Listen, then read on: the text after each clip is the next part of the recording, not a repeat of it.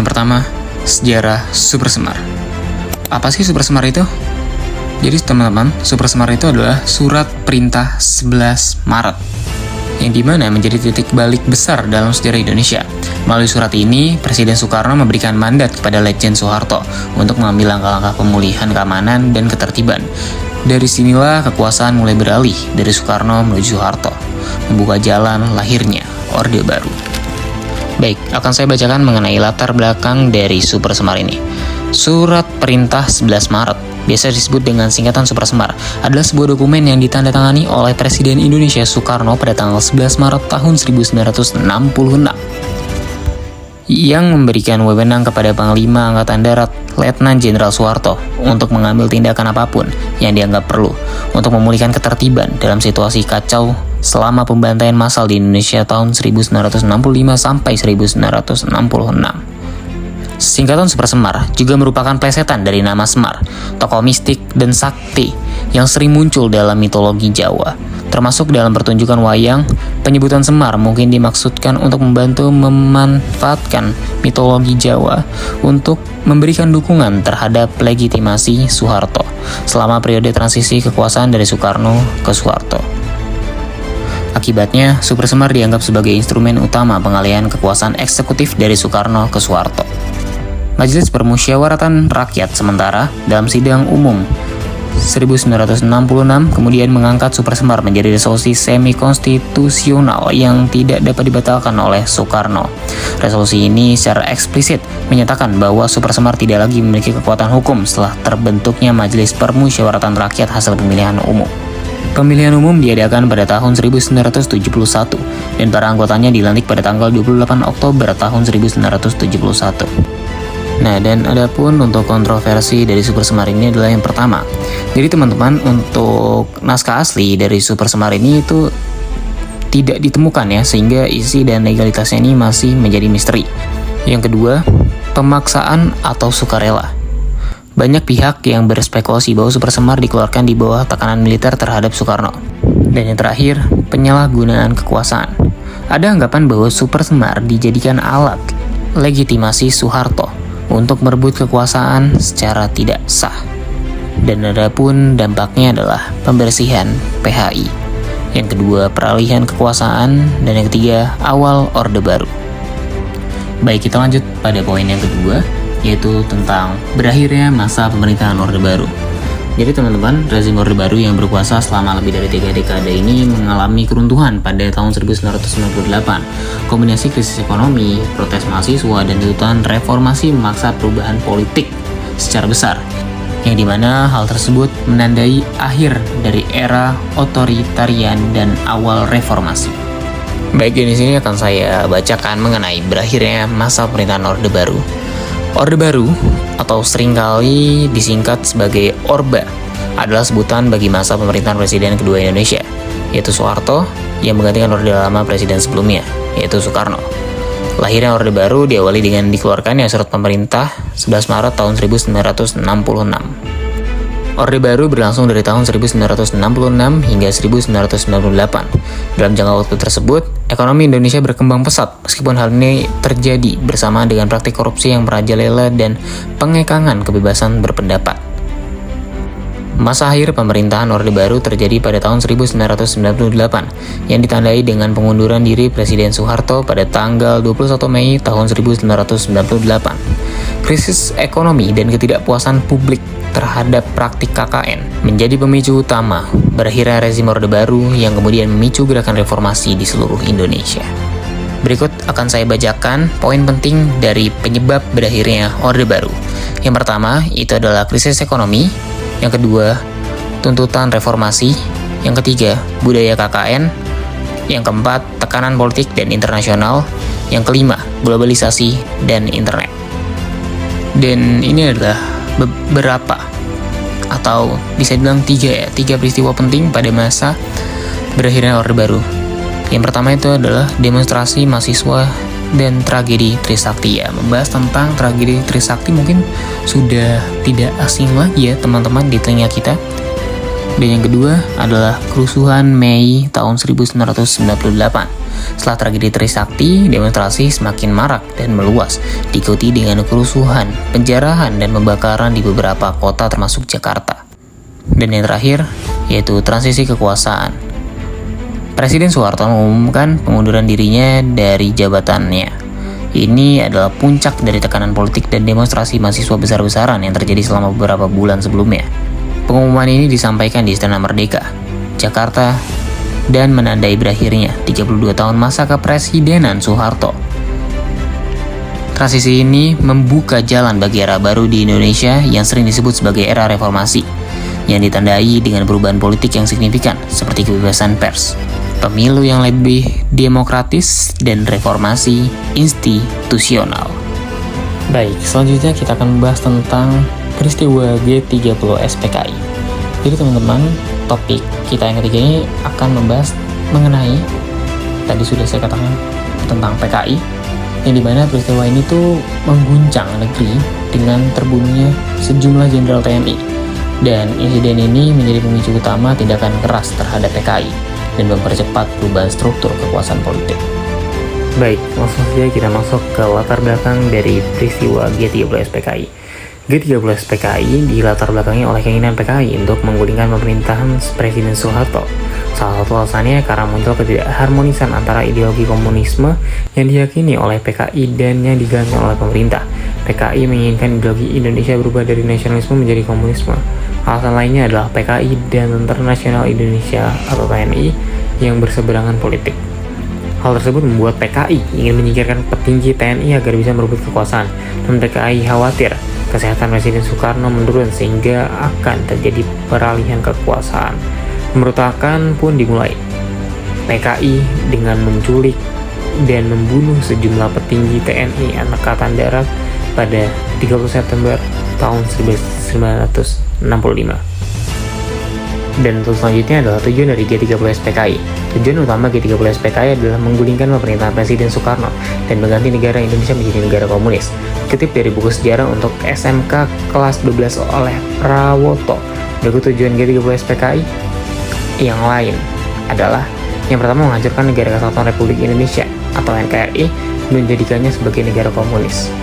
Yang kedua, menyingkirkan TNI Angkatan Darat dan merebut kekuasaan pemerintahan. Yang ketiga, mewujudkan cita-cita PKI untuk menjadikan ideologi komunis dalam membentuk sistem pemerintahan. 4. Mengganti ideologi Pancasila menjadi ideologi komunis. Dan yang terakhir adalah kudeta yang dilakukan kepada Presiden Soekarno tak lepas dari rangkaian kegiatan komunis internasional.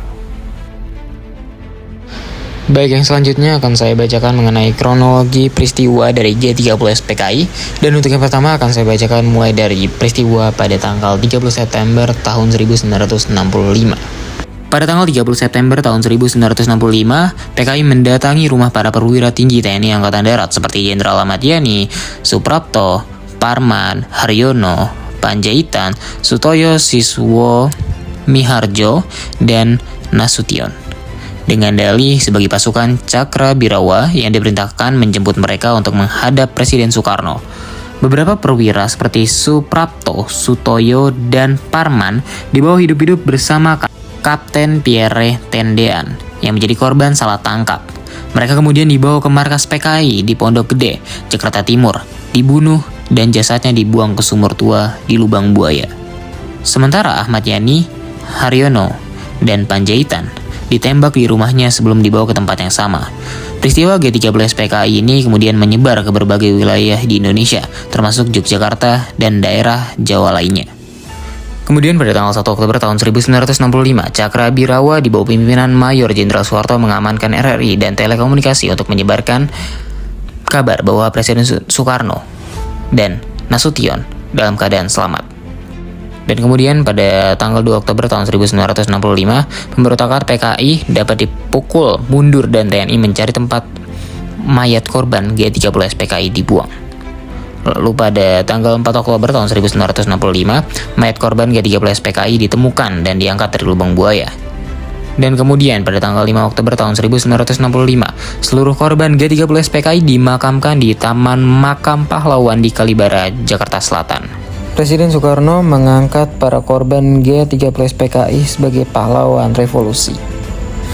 Oke, baik teman-teman, setelah tadi kita membahas tentang Ke-13 PKI, sekarang kita akan membahas tentang Tritura. Jadi Tritura itu merupakan 3 tuntutan rakyat, yaitu pembubaran PKI, perombakan kabinet, dan penurunan harga kebutuhan pokok. Gerakan ini menjadi simbol semangat mahasiswa dan rakyat dalam menegakkan keadilan sosial dan politik. Dan kira-kira untuk lebih jelasnya tuh seperti apa sih Tritura itu? Gak usah lama-lama, langsung aja kita lanjut ke materi atau poin dari Tritura. Baik, sekarang kita akan membahas tentang sejarah dari Tritura. Yang pertama, tentu sebenarnya Tritura ini lahir akibat dari ketidakpuasan ya dari Kesatuan Aksi Mahasiswa Indonesia atau disingkat sebagai KAMI, dan ketidakpuasan dari masyarakat terhadap sikap dan kebijakan pemerintah. Gerakan moral yang dimunculkan para mahasiswa ini dilakukan untuk menegakkan keadilan dan mengembalikan kebenaran.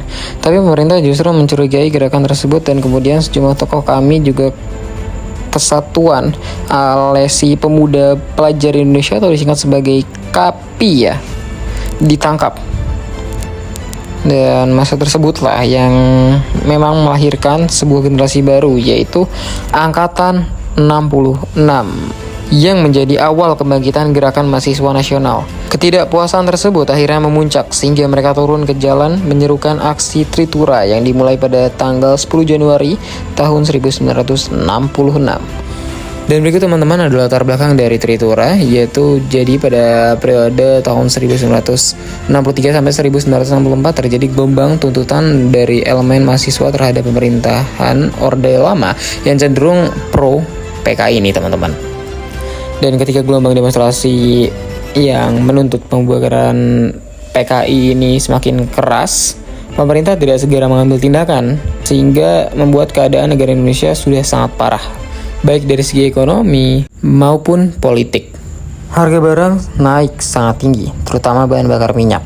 Pertanggal 12 Januari 1966, kami dan KAPI melapori Kesatuan Aksi yang tergabung dalam Front Pancasila mendatangi Dewan Perwakilan Rakyat gotong royong menuntut Tritura.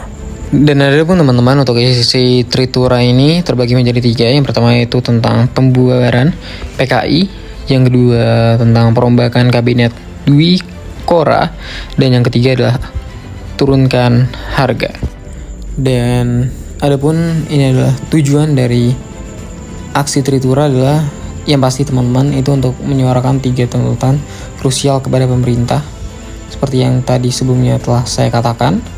Dan di sini juga dikatakan bahwa tuntutan Tritura mencakup pembubaran PKI beserta organisasi turunannya, pembentukan kabinet Dwi Kora, dan penurunan harga pangan. Sama memang teman-teman seperti yang tadi sebelum ini sudah saya jelaskan. Dan setelah ini kita bisa lanjut ke materi atau poin yang selanjutnya. Oke, jadi pada materi atau poin kelima ini akan membahas tentang kabinet Ampera. Dan di sini teman-teman, Ampera ini terbagi menjadi 2, yaitu Ampera 1 dan Ampera 2. Yang dimana ini tentu kabinet Ampera 1 itu dibentuk pada tanggal 25 Juli tahun 1966 dengan tugas utama menciptakan stabilitas politik dan ekonomi. Sedangkan untuk Ampera 2 itu diciptakan pada tanggal 17 Oktober tahun 1997 sebagai penyempurnaan dari kabinet Ampera 1. Dan berikut adalah kabinet dari Ampera 1. Dan untuk yang kedua itu ada Ampera 2. Kabinet Ampera 2 adalah kabinet yang dibentuk pada tanggal 17 Oktober tahun 1997 sebagai penyempurnaan dari kabinet Ampera 1 dan dipimpin oleh Jenderal Soeharto sebagai pejabat presiden. Dan berikut merupakan penjelasan mengenai kabinet Ampera 1. Yang pertama, tugas pokok atau dikenal sebagai Dwi Dharma Kabinet Ampera. Tugas pokok kabinet ini adalah yang pertama menciptakan stabilitas ekonomi, dan yang kedua menjaga stabilitas politik. Dan yang kemudian ada program kerja atau disebut sebagai catur karya.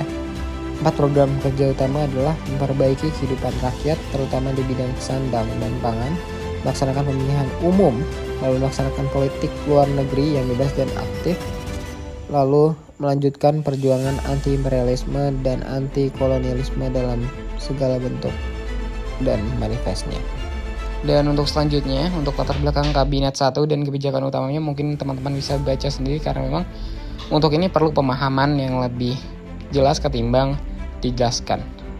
Jadi selamat membaca teman-teman. Oke, baik, kita akan masuk ke poin berikutnya, yaitu tentang pembubaran PKI. Nah, jadi teman-teman, pembubaran resmi PKI itu tepat di tahun 1996, yang dimana merupakan hasil dari krisis yang dipicu oleh gerakan 30 September di tahun 1965, di mana Angkatan Darat menuduh PKI sebagai dalam penculikan dan pembunuhan para jenderal.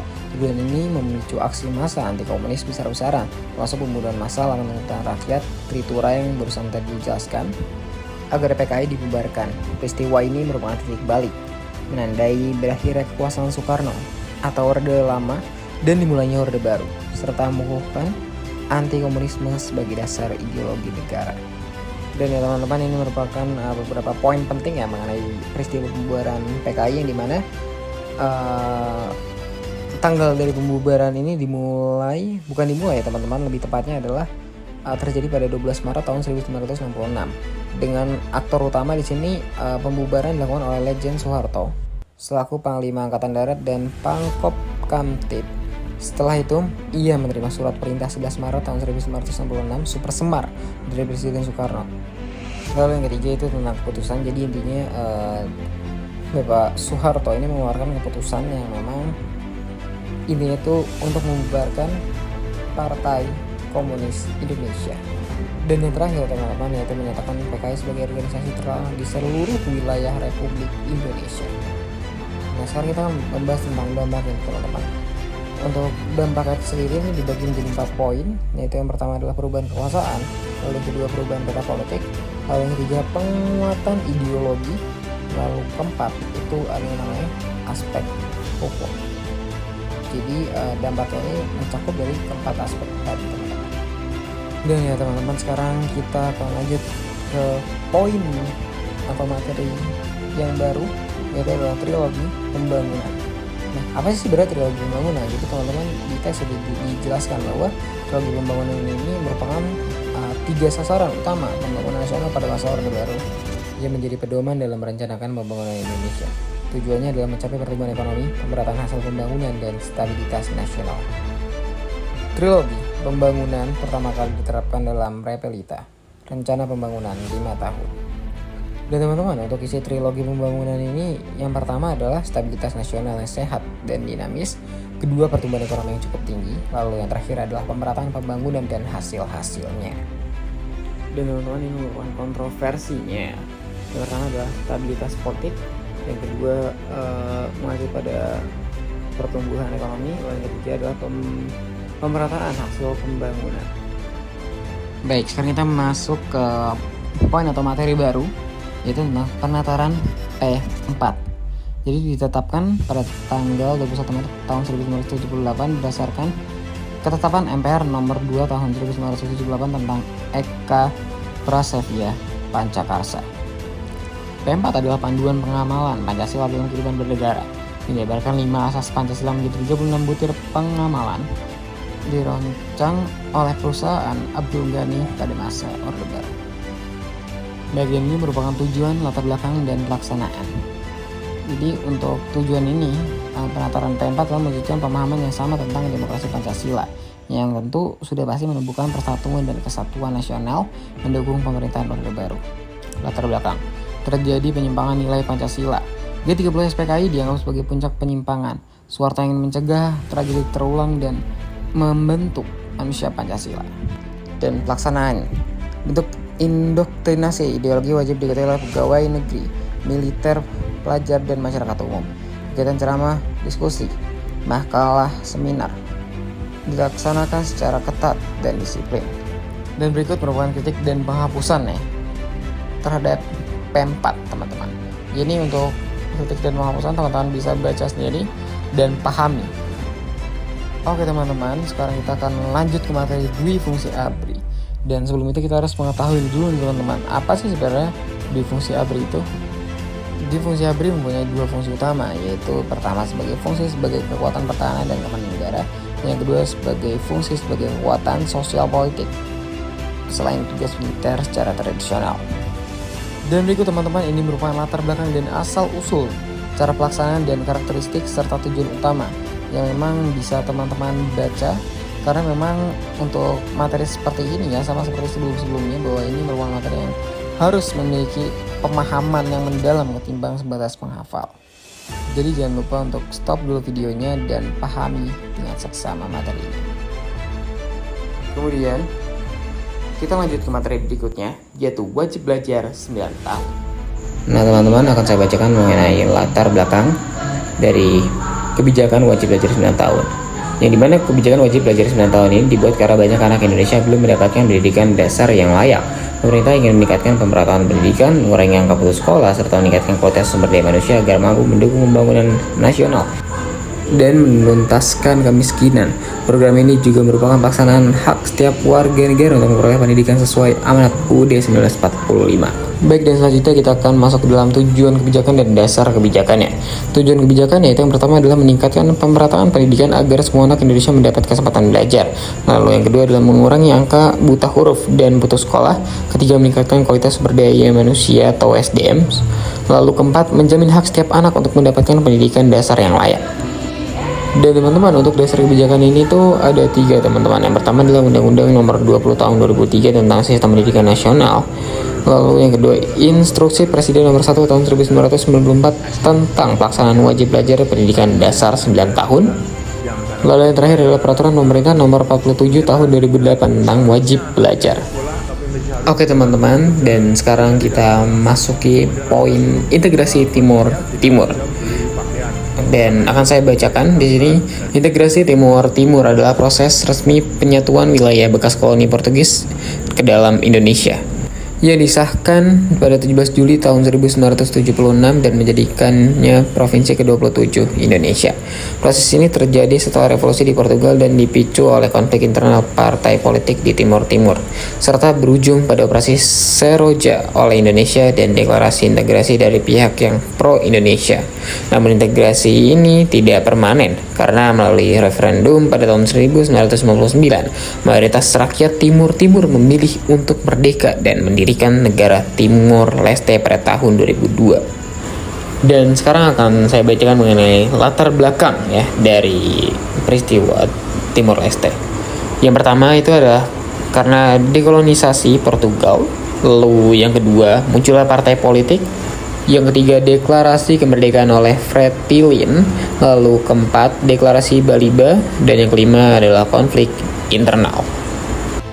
Pada slide ini kita akan membahas tentang proses integrasi dan akhir dari integrasi. Jadi teman-teman, proses integrasi Timur ke Indonesia ini terjadi melalui operasi militer Operasi Seroja pada tahun 1975. Setelah perpecahan politik di Timor Portugis dan proklamasi kemerdekaan unilateral oleh Fretilin. Setelah pasukan Indonesia menyingkirkan Fretilin, deklarasi penentuan pendapat rakyat atau deklarasi Balibo oleh Partai Pro Integrasi dianggap sebagai dasar untuk mengajukan petisi penggabungan. Akhirnya Timor secara resmi menjadi provinsi ke-27 Indonesia pada tanggal 17 Juli tahun 1976. Dan adapun ini akhir dari integrasi, jadi mana setelah masa reformasi, tekanan internasional dan keinginan rakyat Timor untuk menentukan nasib sendiri mendorong diadakannya referendum pada tahun 1999. Dan ternyata setelah diadakannya referendum, mayoritas dari rakyat Timor Leste ini memilih untuk merdeka, teman-teman. Sehingga Timor Leste akhirnya berdiri pada tanggal 20 Mei tahun 2002. Timor Leste secara resmi menjadi negara merdeka bernama Republik Demokratik Timor Leste. Oke, dan sekarang kita akan membahas poin berikutnya, yaitu perkembangan ekonomi. Dan kira-kira pada perkembangan ekonomi ini kita akan membahas tentang apa aja. Gak usah lama-lama, langsung aja kita lanjut ke materinya. Nah, jadi teman-teman, untuk latar belakangnya ini sebenarnya perkembangan ekonomi ini terjadi setelah berakhirnya masa demokrasi terpimpin pada tahun 1966. Kondisi ekonomi Indonesia sangat buruk pada masa itu. Dan hal ini dibuktikan karena memang terjadi yang namanya inflasi mencapai lebih dari 600% ya. Dan ini cukup besar ya teman-teman, kalau misalnya kita bisa bayangkan 600% ini angka yang cukup luar biasa ya besarnya. Dan di sini juga ditambah utang luar negeri menumpuk dan harga-harga kebutuhan pokok melonjak tinggi. Dan latar belakang ketiga adalah pemerintah Orde Baru di bawah Presiden Soeharto ini bertekad untuk menstabilkan ekonomi dan meningkatkan kesejahteraan rakyat.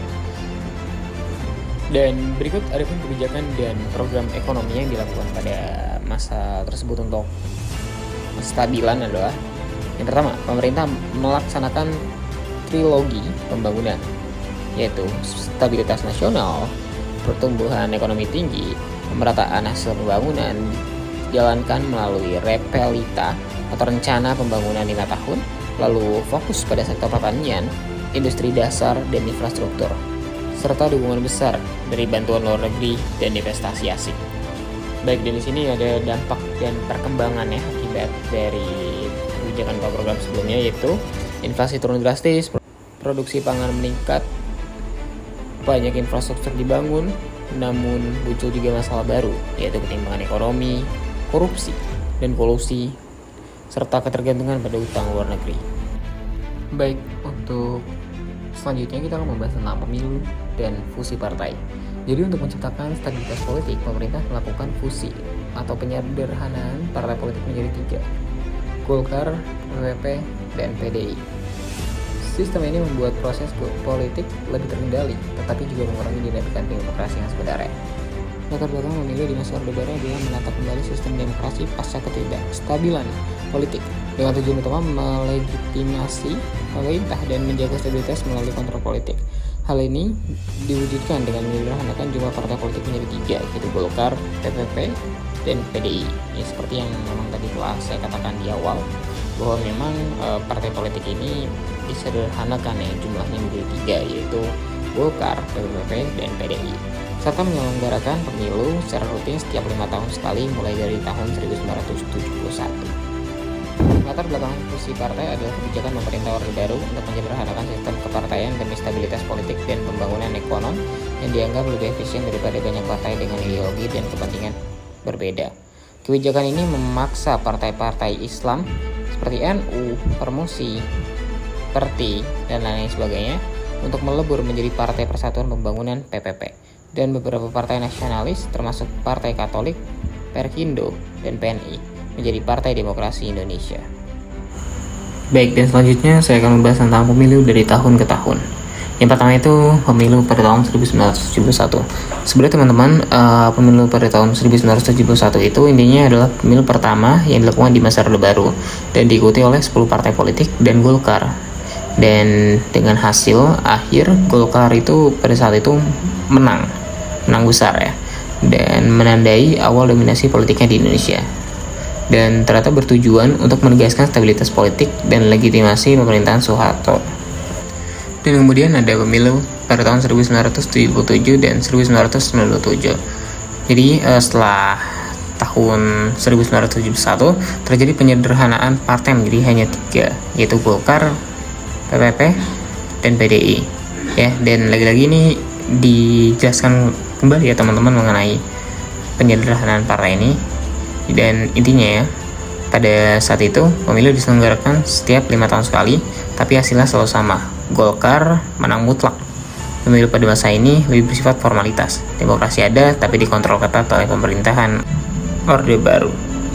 Ya, dan berikutnya adalah lahirnya golput atau golongan putih. Nah, sebenarnya untuk golongan putih ini sudah tidak asing ya di telinga kita teman-teman ketika sedang terjadi pemilihan, entah itu pemilihan gubernur, wali kota, kepala desa, atau bahkan presiden. Kita dituntut untuk jangan golput. Ya, dan di sini saya akan menjelaskan tentang lahirnya golput. Kok bisa sih golput ini lahir? Jadi gerakan golongan putih ini muncul pada pemilu 1971, dipelopori oleh sejumlah aktivis dan intelektual muda seperti Arief Budiman. Mereka tidak mau memilih karena menilai pemilu saat itu tidak jujur dan tidak adil, hanya menguntungkan Golkar. Golput menjadi simbol protes terhadap sistem politik Orde Baru yang dianggap mengekang kebebasan rakyat. Dan baik, kita akan lanjut ke materi yang selanjutnya, yaitu Kabinet Pembangunan. Kabinet Pembangunan itu kabinet yang dibentuk oleh Presiden Soeharto di Indonesia berlangsung dalam 7 periode dari tahun 1968 hingga 1998. Tugas utamanya adalah melanjutkan dan memperdalam pembangunan nasional sebagai pengamalan Pancasila yang dikenal sebagai Pancakrida di era awal, lalu mengalami penyesuaian pada kabinet-kabinet selanjutnya. Kabinet Pembangunan 1-7 adalah 7 kabinet yang dibentuk oleh Presiden Soeharto dari tahun 1968 hingga 1998, masing-masing dengan periode masa jabatan tertentu. Dan selanjutnya ada tugas pokok dari Kabinet Pembangunan nih teman-teman. Jadi dikenal sebagai Pancakrida yang meliputi pertama itu ada menciptakan stabilisasi politik dan ekonomi sebagai syarat mutlak berhasilnya pelaksanaan repelita dan pemilu, lalu menyusun dan melaksanakan rencana pembangunan 5 tahun, melaksanakan pemilihan umum selamat lambatnya pada tanggal 5 Juli tahun 1971, mengembalikan ketertiban dan keamanan dengan mengikis habis sisa-sisa G3 PSPKI dan setiap rongrongan, penyelewengan serta pengkhianatan terhadap Pancasila dan Undang-Undang Dasar 1945. Lalu yang terakhir itu melanjutkan penyempurnaan dan pembersihan secara menyeluruh aparatur negara baik di tingkat pusat maupun daerah.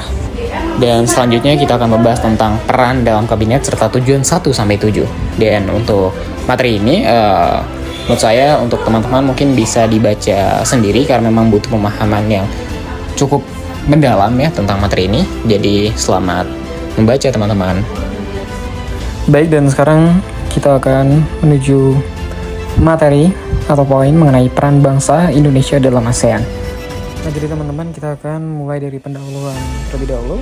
Jadi Indonesia ini memainkan peran sentral dalam ASEAN sejak pendiriannya pada tanggal 8 Agustus 1967 sebagai negara terbesar di Asia Tenggara secara populasi dan ekonomi.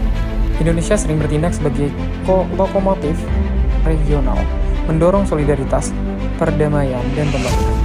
Peran ini mencakup diplomasi, ekonomi, keamanan, dan isu sosial lingkungan. Berikut adalah penjelasan lebih detail berdasarkan sejarah konstitusi spesifik, tantangan, dan dampaknya. Baik, sekarang kita masuk ke sejarah dan visi. Jadi ASEAN ini didirikan oleh Indonesia, Malaysia, Filipina, Singapura, dan Thailand sebagai respon terhadap perdagangan pasca Perang Dingin, dekolonisasi, dan ancaman komunisme. Presiden Soekarno dari Indonesia adalah arsitek utama dengan visi zona damai, bebas, dan netral yang diadopsi ASEAN pada tahun 1971. Indonesia mendorong prinsip ASEAN Way, pendekatan konsensus, non-intervensi, dan dialog yang menjadi dasar operasi organisasi ini membantu mencegah konflik antar negara anggota seperti sengketa Malaysia-Filipina atas Sabah pada tahun 1960-an, di mana Indonesia bertindak sebagai mediator. Dan mungkin itu merupakan sejarah dan visi singkat yang saya bacakan. Dan sekarang kita akan lanjut ke dalam bidang. Nah, bidang ini terbagi menjadi dua nih teman-teman. Nah, jadi yang pertama ini adalah bidang ekonomi. Indonesia sebagai negara dengan ekonomi terbesar di ASEAN menjadi motor penggerak utama dalam memperkuat kerjasama ekonomi regional.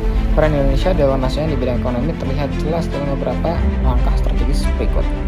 Yang pertama, pelopor ASEAN Free Trade Area atau ASTA. Yang kedua adalah fasilitas perdagangan dan investasi. Lalu yang ketiga adalah sebagai pengembangan sektor prioritas. Dan kemudian ada pada bidang politik dan keamanan. Jadi peran Indonesia di bidang politik dan keamanan itu yang pertama adalah sebagai penyelenggara konferensi tingkat tinggi pertama, dan yang kedua itu sebagai penggagas komunitas keamanan, lalu yang ketiga sebagai pemimpin isu kawasan. Dan yang pertama kita akan masuk ke dalam poin mengenai normalisasi hubungan dengan Malaysia.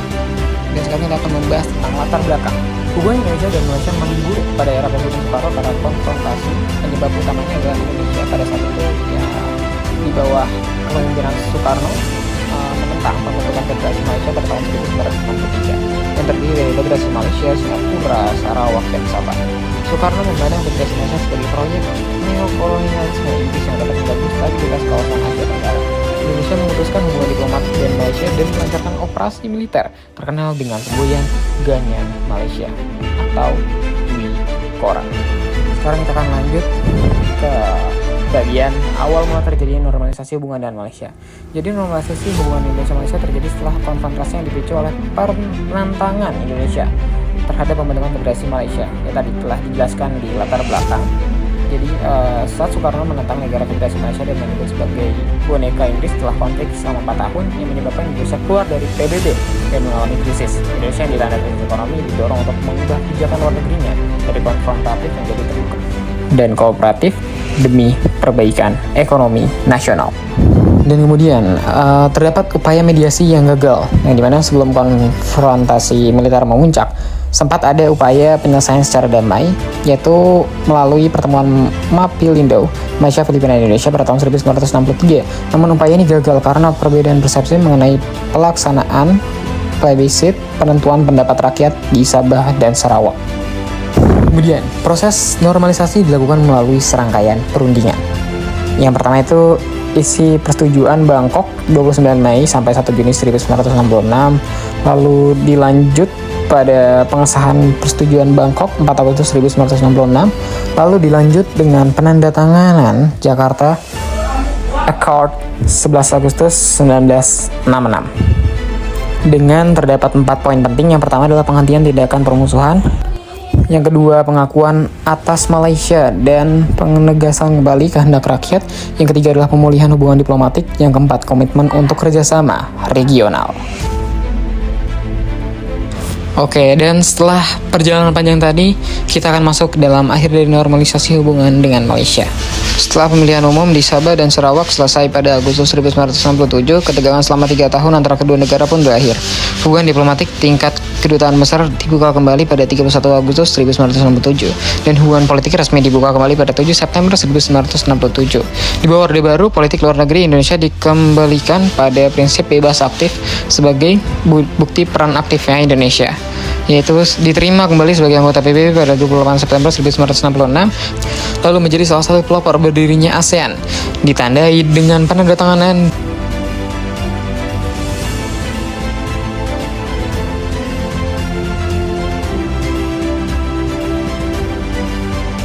dan ada pun teman-teman untuk dampak paling signifikannya adalah yang pertama, penciptaan lingkungan damai, kedua, lahirnya ASEAN, dan ketiga atau yang terakhir adalah pemulihan citra internasional.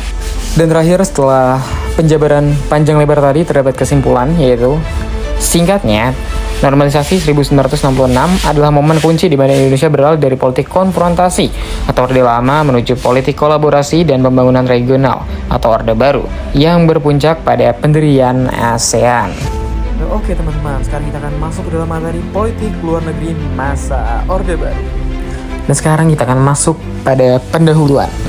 Jadi politik luar negeri masa Orde Baru berorientasi pada prinsip bebas aktif dan menekankan stabilitas serta pembangunan nasional melalui kerjasama regional dan internasional.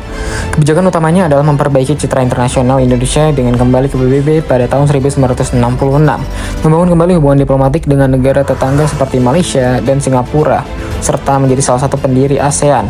Upaya ini bertujuan untuk menarik investasi dan modal guna mendukung pemulihan ekonomi Indonesia. Dan sekarang kita akan masuk dalam pembahasan ciri utama. Yang pertama adalah bebas aktif, lalu berorientasi pembangunan, low profile, dan yang terakhir adalah good neighborhood. Dan yang terakhir kita akan masuk dalam kebijakan utama. Untuk kebijakan utama yang pertama adalah kembali ke PBB, lalu yang kedua itu memperbaiki hubungan diplomatik, dilanjut dengan mendirikan ASEAN, lalu politik low profile, lalu yang terakhir menjembatani kerja sama. Oke teman-teman, kita telah masuk ke poin atau materi yang terakhir, yaitu mengenai Indonesia masuk kembali ke PBB. Jadi pada 7 Januari tahun 1965, Indonesia keluar dari Perserikatan Bangsa-Bangsa.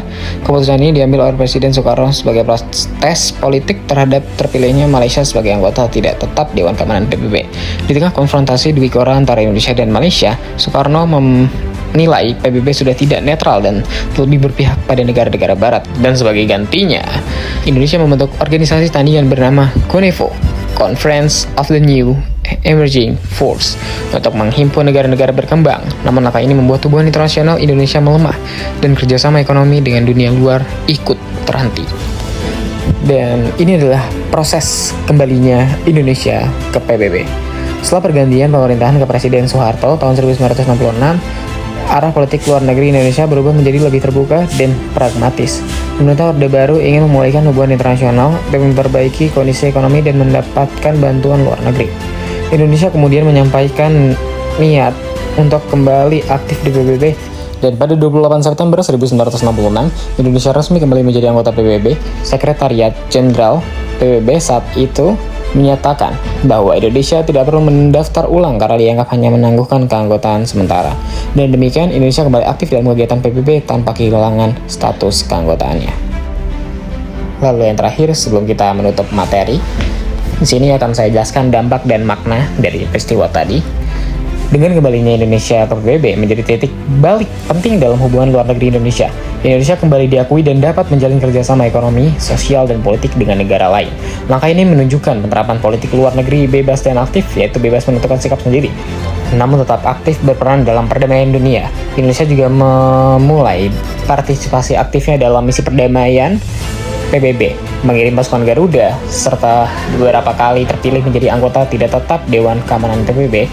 Secara keseluruhan, keputusan kembali ke PBB memperkuat citra Indonesia sebagai bangsa yang cinta damai dan bertanggung jawab di kancah dunia. Dan terima kasih ya untuk teman-teman yang sudah mau menyempatkan dirinya untuk menonton video ini. Mohon maaf jika ada kesalahan kata.